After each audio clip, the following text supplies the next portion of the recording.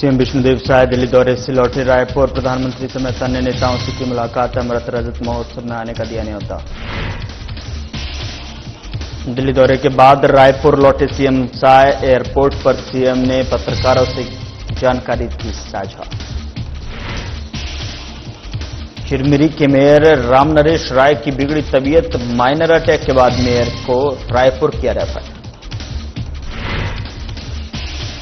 बिलासपुर के सीपत जांझी पहुंचे बीजेपी नेता चंद्र प्रकाश सूर्या। खाद्य वितरण और स्कूल व्यवस्था का किया निरीक्षण। कोडा गांव में सड़क सुरक्षा में जनभागीदारी बढ़ाने की पहल। सड़क सुरक्षा को लेकर चलाया गया अभियान।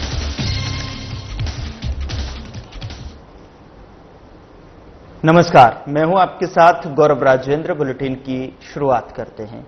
मुख्यमंत्री विष्णुदेव साय 3 दिवसीय दिल्ली दौरे के बाद रायपुर लौट आए हैं। दौरे के दौरान उन्होंने प्रधानमंत्री नरेंद्र मोदी, गृह मंत्री अमित शाह सहित कई केंद्रीय नेताओं से शिष्टाचार भेंट की।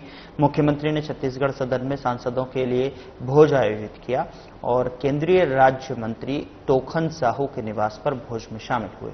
एयरपोर्ट पर पत्रकारों से चर्चा करते हुए मुख्यमंत्री साय ने बताया कि उन्होंने यशस्वी प्रधानमंत्री नरेंद्र मोदी को छत्तीसगढ़ राज्य के अमृत रजत महोत्सव में शामिल होने का निमंत्रण दिया है। उन्होंने दौरे को सफल और राज्य हित में उपयोगी बताया।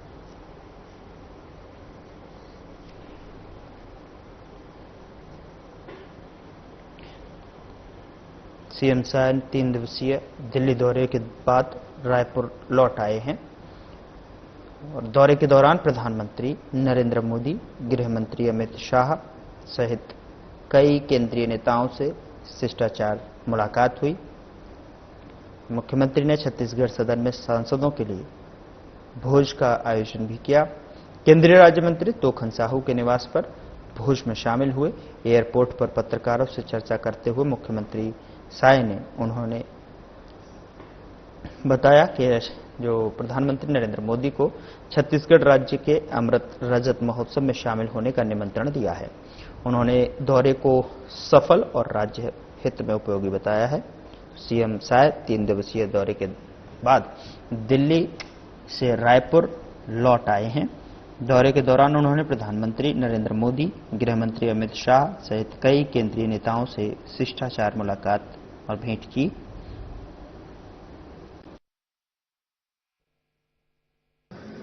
हमारे देश के यशस्वी प्रधानमंत्री आदरणीय श्री नरेंद्र मोदी जी से मुलाकात हुई और इस साल हमारे छत्तीसगढ़ निर्माण का रजत जयंती वर्ष है।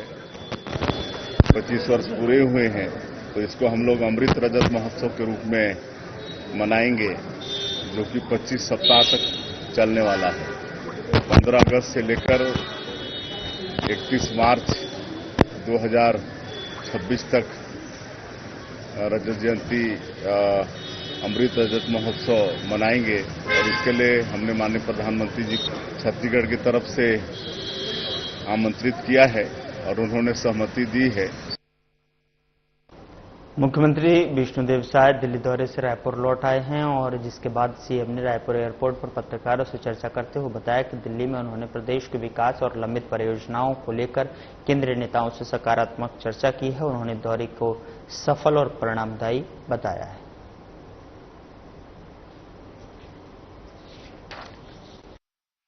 हमारे देश के यशस्वी गृह मंत्री श्री अमित शाह जी से भी मुलाकात हुई है। हमारे सड़क परिवहन मंत्री आदरणीय नितिन गडकरी जी से भी मुलाकात हुई है। हमारे श्रम और खेल विभाग के मंत्री श्री मनसुख भाई मांडविया जी, उनसे भी मुलाकात हुई है और जो जल शक्ति मंत्री हैं आदरणीय CR पाटिल, उनसे भी मुलाकात हुई है और सबसे छत्तीसगढ़ के विकास के विषय में चर्चा किए हैं और सबका बड़ा सहयोग रहता है छत्तीसगढ़ के विकास के लिए। और माननीय गडकरी जी ने आने वाले समय में करीब 7,000 करोड़ रुपए के कामों की सहमति दी है। उतना का आने वाले समय में वो स्वीकृति करने वाले हैं। और जो हमारे खेल मंत्री हैं और श्रम रोजगार मंत्री भी हैं मनसुख भाई मंडाविया जी, उन्होंने जो बस्तर में हम लोग बस्तर ओलंपिक खेल प्रारंभ किए हैं, उसको खेलो इंडिया ट्राइबल गेम्स के रूप में आयोजित करने का आश्वासन दिए हैं और बड़ा रूप और होगा जिसमें पूरे देश भर के खिलाड़ी उसमें आएंगे तो एक नई पहचान बस्तर ओलंपिक को मिलेगा। और माननीय प्रधानमंत्री जी को छत्तीसगढ़ के विकास के विषय में हमने अवगत कराया है। माननीय गृह मंत्री जी को जो नक्सल गतिविधि है, जो हमारे सशस्त्र के जवान जो तेजी के साथ लड़ पा रहे हैं और नक्सलवाद समाप्ति की ओर है, उसके विषय में उनको जानकारी दिए हैं। तो इस तरह से ये दिल्ली प्रवास बहुत ही अच्छा रहा। भरतपुर जिले के निगम और चिरमिरी के मेयर रामनरेश राय की तबीयत बिगड़ गई है। बीजेपी मेयर को माइनर अटैक आने की जानकारी मिली है, जिनका इलाज जिला अस्पताल में चल रहा है। इसके साथ ही राजधानी रायपुर में अस्पताल में रात 11 बजे रेफर किया गया है। वहीं मंत्री श्याम बिहारी जायसवाल अस्पताल पहुंचे। बहरहाल डॉक्टरों की टीम मेयर रामनरेश राय के स्वास्थ्य की देखभाल में जुटी हुई है। इस मामले की जानकारी मिलने के बाद स्थानीय विधायक और स्वास्थ्य मंत्री श्याम बिहारी जायसवाल ने सीएमएचओ से उनके स्वास्थ्य की जानकारी ली और इसके बाद मंत्री श्याम बिहारी जायसवाल मेयर रामनरेश राय को देखने जिला अस्पताल भी पहुंचे थे। वहीं जिला अस्पताल में चिरमिरी के पूर्व मेयर डमरू बेहरा और कई स्थानीय नेता कार्यकर्ता भी उनके स्वास्थ्य का हालचाल लेने पहुंचे।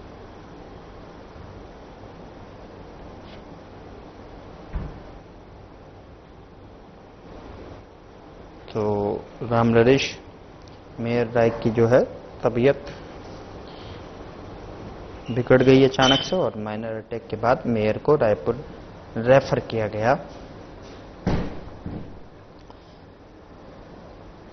बीजेपी मेयर को माइनर अटैक आने की जानकारी मिली, जिनका इलाज जिला अस्पताल में चल रहा है। इसके साथ ही राजधानी रायपुर में अस्पताल में 11 बजे रात को रेफर किया गया। वहीं मंत्री श्याम बिहारी जायसवाल अस्पताल पहुंचे और डॉक्टरों से उनके स्वास्थ्य के बारे में जानकारी भी ली। साथ ही अस्पताल में चिरमिरी के पूर्व मेयर डमरू बेहरा और कई स्थानीय नेता कार्यकर्ता भी उनके स्वास्थ्य का हालचाल लेने पहुंचे।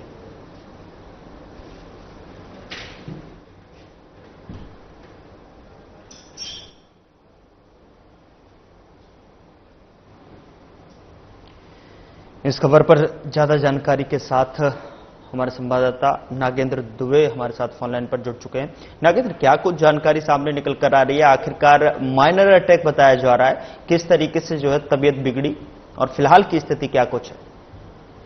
गौरव, रामनरेश राय मेयर चिरमिरी की तबीयत शाम को बिगड़ी, जिसमें स्वास्थ्य मंत्री श्याम बिहारी जैसी जानकारी मिली वो जिला अस्पताल चिरमिरी पहुंचे और लगभग उनको रात्रि 11 बजे रायपुर अस्पताल के लिए भेजा गया।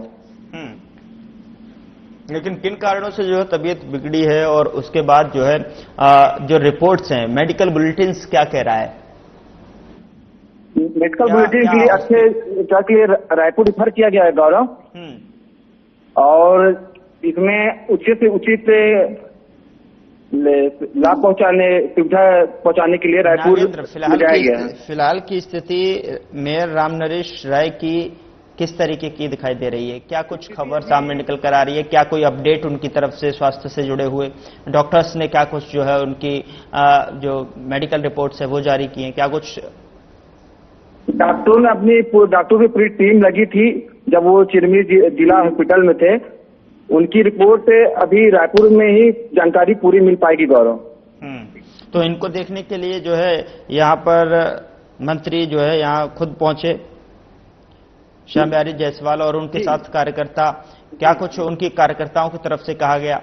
क्या उनके लेकर जो है बातचीत की गई? कुछ कार्यकर्ताओं को जैसी जानकारी मिली मेयर की, तो पूरे कार्यकर्ताएं जो बड़े बड़े पदाधिकारी थे वो जिला अस्पताल चिरमिरी पहुंचे मेयर को देखने के लिए, और विशेष स्वास्थ्य मंत्री श्याम बिहारी भी पहुंचे थे।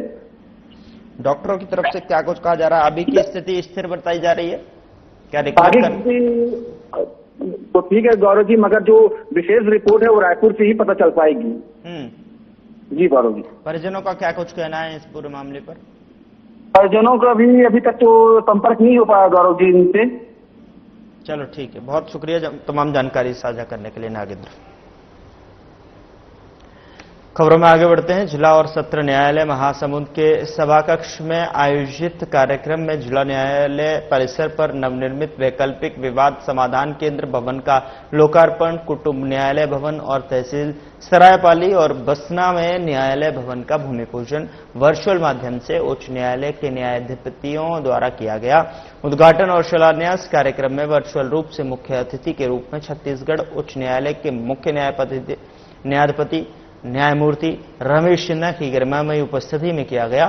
इसके अलावा छत्तीसगढ़ राज्य विधिक सेवा प्राधिकरण बिलासपुर के कार्यकारिणी अध्यक्ष न्यायाधिपति संजय अग्रवाल और उच्च न्यायालय बिलासपुर के न्यायाधिपति और महासमुंद के पोर्टफोलियो न्यायाधीश दीपक कुमार तिवारी विशेष रूप से उपस्थित रहे।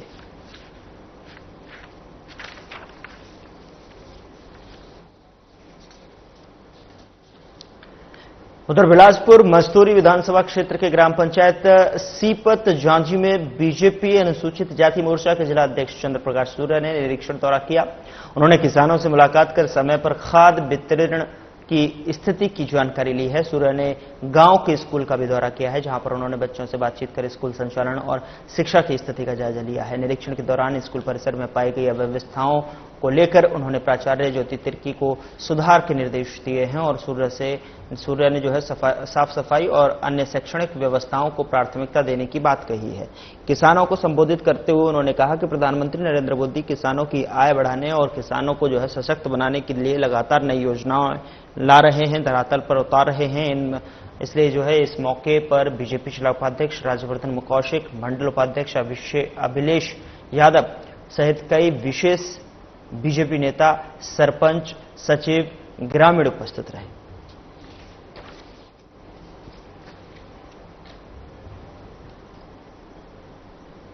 कोंडागांव जिले के नेशनल हाईवे 30 स्थित मसुकोकोड़ा पेट्रोल पंप के पास शुक्रवार को छत्तीसगढ़ केश शिल्प बोर्ड की अध्यक्ष मोना सेन ने एक सड़क हादसे में घायल हो गई और उनकी कार की टक्कर एक बाइक से हो गई, जिसमें बाइक सवार ग्राम निराछिंदली के 2 युवक भी घायल हुए हैं। हादसे के बाद मोना सेन ने साहस और परिचय देते हुए यहां पर अन्य घायलों को अपने वाहन से तत्काल फरस गांव अस्पताल पहुंचाया। हादसे में मोना सेन को दाहिने हाथ और कमर में चोट आई है, जिसकी जांच के लिए एक्सरे कराया गया है और बीएमओ डॉक्टर ज्योतिर्मयी प्रभावती ने बताया कि मोना सेन को मामूली चोटें आई हैं और प्राथमिक उपचार के बाद उन्हें अस्पताल से छुट्टी दे दी गई है। दुर्घटना की जानकारी मिलते ही बीजेपी नेताओं और समर्थकों की भीड़ जो है अस्पताल में उमड़ पड़ी। सभी घायलों का उपचार जारी है और स्थिति सामान्य बताई गई है।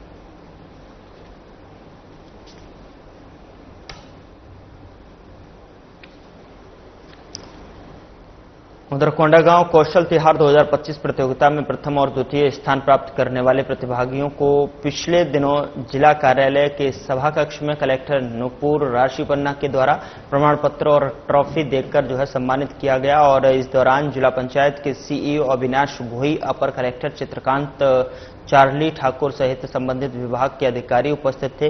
बता दें कि युवाओं के तकनीकी कौशल को निखारने, प्रतिस्पर्धात्मक मंच देने और उन्हें स्वरोजगार शुरू करने के लिए हुनरमंद बनाने के लिए राज्य शासन के कौशल विकास प्राधिकरण द्वारा इस पहल की शुरुआत की गई। इसके अंतर्गत जिला कौशल विकास विभाग कोंडागांव द्वारा कौशल तिहार के तहत 21 जुलाई से 23 जुलाई तक लाइवलीहुड कॉलेज कोंडागांव और औद्योगिक प्रशिक्षण संस्थान कोंडागांव में जिला स्तरीय कौशल प्रतियोगिता का आयोजन किया गया। इस प्रतियोगिता में कई सेक्टर जैसे automotive, technology, electrician, installation field technician, electronics और प्लम्बिंग सेक्टर अंतर्गत कुल 87 हितग्राहियों ने अपने हुनर का प्रदर्शन किया। यह प्रतियोगिता 22 वर्ष से कम आयु के वर्ग के बीच और 22 से 45 वर्ष आयु वर्ग के प्रतिभागियों के बीच कराया गया था।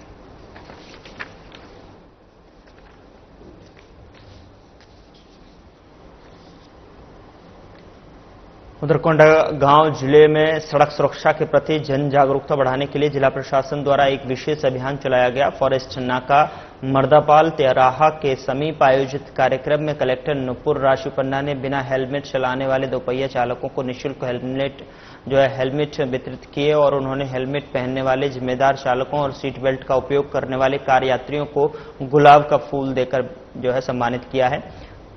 बता दें कि कलेक्टर ने नागरिकों से अपील की है कि वे सभी यातायात नियमों का पालन कर स्वयं और दूसरों की सुरक्षा सुनिश्चित करें। कार्यक्रम में 50 हेलमेट वितरित किए गए और सड़क सुरक्षा में सहयोग देने वाले 12 सड़क सुरक्षा मित्रों को भी हेलमेट देकर सम्मानित किया गया है। इस अवसर पर जिला पंचायत सीईओ अभिनाश भोई, अपर कलेक्टर चित्रकांत ठाकुर, जिला परिवहन अधिकारी अतुल असया, यातायात प्रभारी मुकेश जोशी सहित अन्य अधिकारी और कर्मचारी उपस्थित रहे।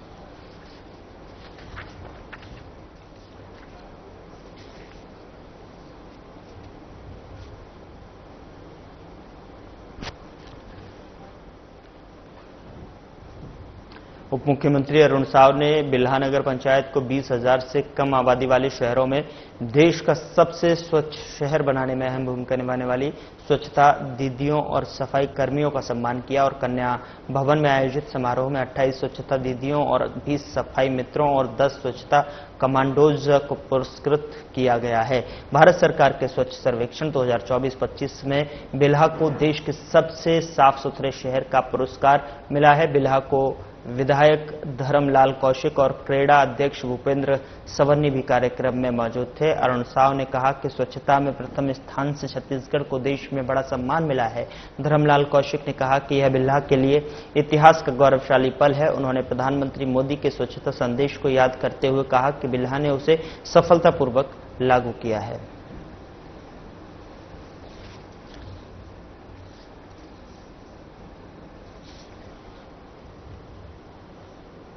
उप मुख्यमंत्री अरुण साव ने बिलासपुर में मीडिया से बातचीत करते हुए मुख्यमंत्री भूपेश बघेल के मुंगेली में 0.5 किलोमीटर की सड़क के लिए कुछ लाख रुपए स्वीकृत पर कड़ी प्रतिक्रिया दी है। उप मुख्यमंत्री ने कहा कि भूपेश बघेल ने 5 साल सिर्फ झूठ और भ्रम फैलाकर सरकार चलाई और आज भी उसी सड़क पर राजनीति कर रहे हैं। उन्होंने जानकारी दी कि बीते 20 महीने में मुंगेली में 363 करोड़ रुपए की सड़क और इंफ्रास्ट्रक्चर के कार्यों की स्वीकृति पीडब्ल्यूडी विभाग से हुई है।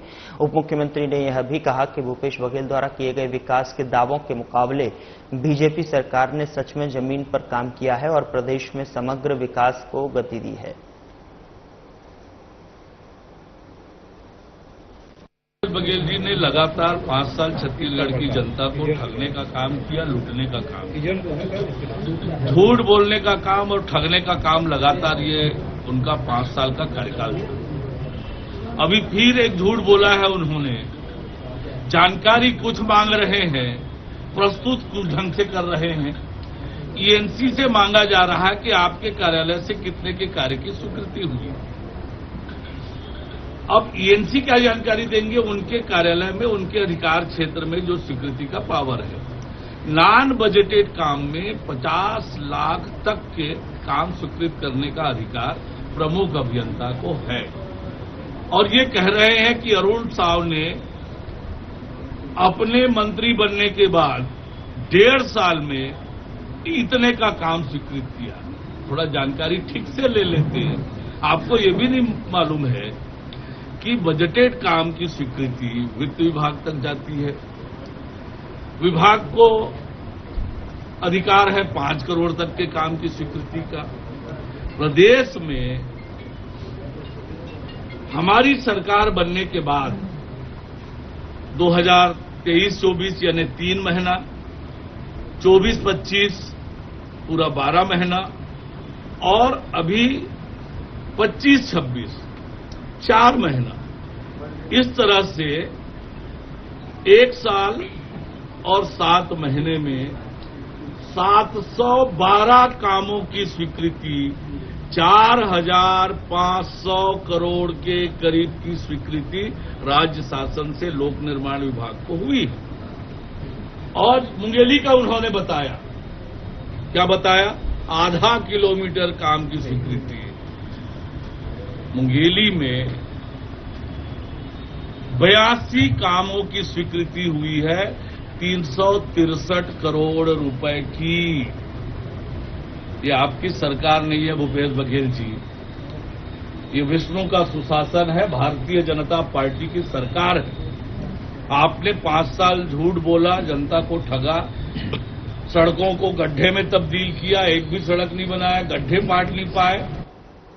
उधर छत्तीसगढ़ में केरल के सांसदों के दौरे और कांग्रेस के प्रदर्शन पर प्रदेश के गृह मंत्री विजय शर्मा का बयान सामने आया है। उन्होंने कहा कि मामला न्यायालय में लंबित है, ऐसे में कांग्रेस का प्रदर्शन करना न्यायपालिका पर दबाव बनाने की कोशिश है।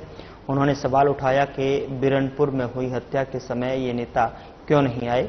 गृह मंत्री ने आरोप लगाया कि कांग्रेस एक तरफा राजनीति कर रही है और हर विषय को समान रूप से नहीं उठा रही। उन्होंने कहा कि इस मामले की निष्पक्ष जांच कराई जाएगी और सच्चाई सामने लाकर उचित कार्रवाई की जाएगी।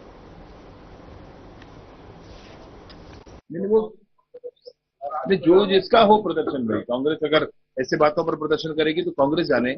मैं आपसे कहना ये चाहता हूं, मामला न्यायालय में है। क्या न्यायालय के ऊपर दबाव बनाना चाहते हैं? कहना क्या चाहते हैं?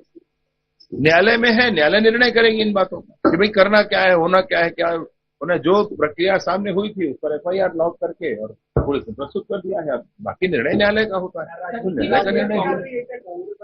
आप मुझे बताओ ना भाई, अगर न्यायालय में कोई विषय है, कोई जमानत के लिए आवेदन लगाया है, तो आपके इस विषय पर रैली निकालने से क्या होगा? उसको मिल जाएगा जमानत कि नहीं मिलेगा? क्या प्रभावित कर लेंगे? न्यायालय को प्रभावित कर लेंगे? कोई ऐसा सोचता है क्या?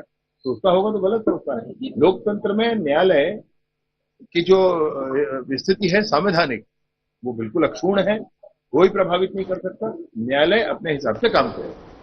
उधर पंचायती विभाग की बैठक को लेकर छत्तीसगढ़ के गृह मंत्री विजय शर्मा का बयान सामने आया है। उन्होंने बताया कि पहले चरण में 50 से 42 सदन बनाए जाएंगे, जबकि पूरे प्रदेश में कुल 242 सदनों के निर्माण का निर्णय लिया गया है। वहीं ई कॉमर्स कंपनियों द्वारा संदिग्ध सामानों की बिक्री पर रोक लगाने के फैसले पर गृह मंत्री ने कहा कि इस दिशा में लगातार सख्त कार्रवाई की जा रही है।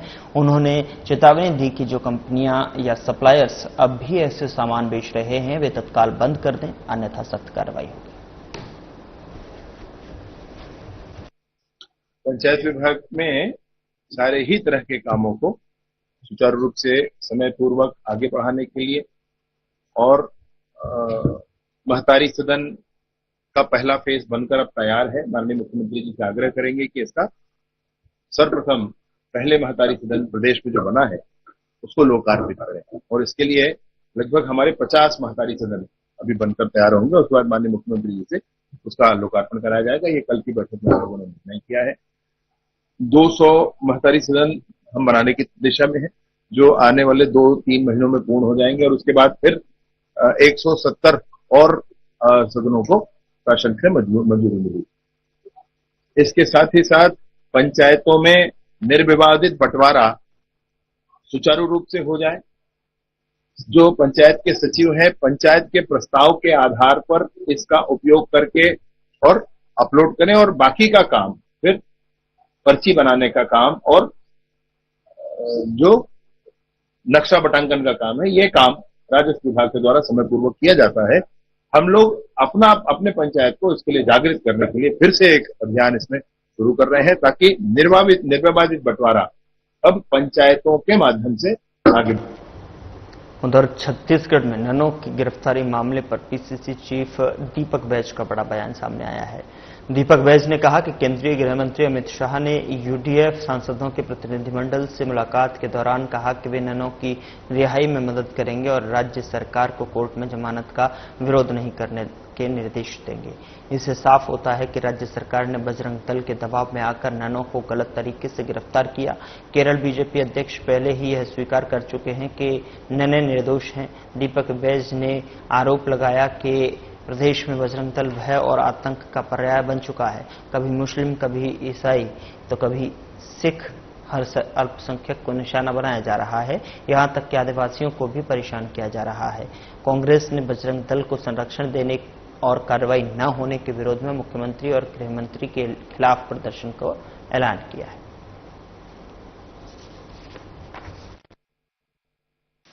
क्या आप देखेंगे कल मतलब अमित शाह के बयान के बाद यह साफ हो गया है कि एक आदिवासी युवा और ननों की गिरफ्तारी एक साजिश है।